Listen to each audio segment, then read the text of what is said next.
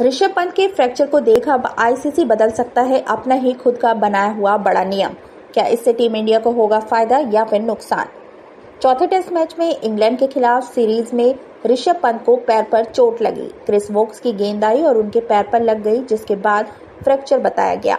हालांकि एक टांग पर बैटिंग करने भी ऋषभ पंत आ गए, थोड़े बहुत रन बनाए और आउट होकर चले गए। तमाम सवाल उठे जब कंकशन के लिए रिप्लेसमेंट मिल सकता है, यानी कि कंधे के ऊपर की चोट के लिए रिप्लेसमेंट मिल सकता है, तो फ्रैक्चर जैसे इस पूरे हादसे को देखकर क्यों नहीं ऋषभ पंत का रिप्लेसमेंट बल्लेबाज के तौर पर भी दिया जाए। ध्रुव जुरैल विकेट कीपिंग करने आ सकते हैं लेकिन बैटिंग नहीं कर सकते। इसको लेकर बहुत बवाल हो रहा है कि जब हालात ऐसे हैं कि खिलाड़ी आ ही नहीं सकता तो फिर आपको रिप्लेसमेंट देना चाहिए।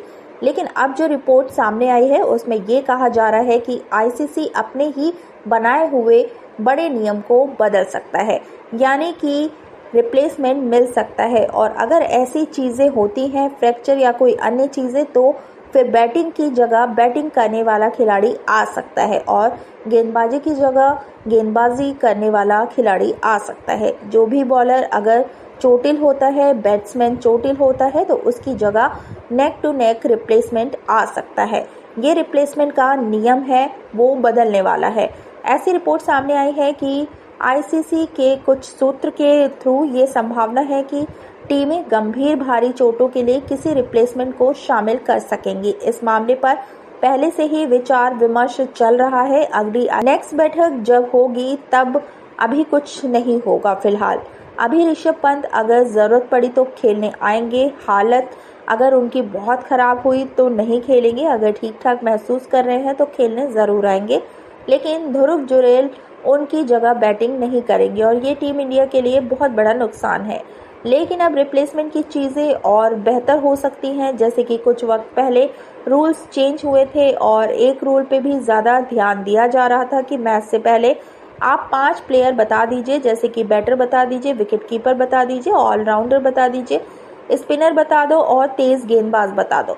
तो ये सारी चीज़ें हैं। जो भी कुछ होगा कंकशन में, तो कंकशन के तौर पर आप रिप्लेस कर सकते हैं, नेक टू नेक रिप्लेसमेंट। ऐसा नहीं है कि बॉलर गया तो आप बैट्समैन बुला लेंगे, बैट्समैन चोटिल हो गया तो आप बॉलर बुला लेंगे। नेक टू नेक बैट्समैन की जगह बैट्समैन आएगा, विकेट कीपर की जगह विकेट कीपर, स्पिनर की जगह स्पिनर, ऑलराउंडर की जगह ऑलराउंडर और तेज गेंदबाज की जगह तेज गेंदबाज। ये चीज़ें बताई गई थी क्योंकि 25 जून को एक बयान सामने आया था। उसमें कहा गया था कि यदि कोई मैच शुरू होने के बाद खेल के मैदान पर किसी भी समय गंभीर चोट का शिकार हो जाता है तो मैच के बचे समय के लिए उसके स्थान पर टीम में शामिल उसी तरह की क्षमता वाले खिलाड़ी को रिप्लेसमेंट के तौर पर प्लेइंग 11 में शामिल किया जा सकता है। ये नियम था, लेकिन अभी इस क्रिकेट के लिए नहीं है, वो कंकशन के लिए था। लेकिन ऐसी चोटों के लिए जैसे फ्रैक्चर हो गया, उंगली टूट गई, या फिर आप फील्डिंग करते हुए आपकी उंगली में इतनी जोर से बॉल लगी, घुटने पे बॉल लगी या कमर पे कुछ ऐसा हो गया कि आप कुछ नहीं कर सकते, तो फिर रिप्लेसमेंट आ सकता है।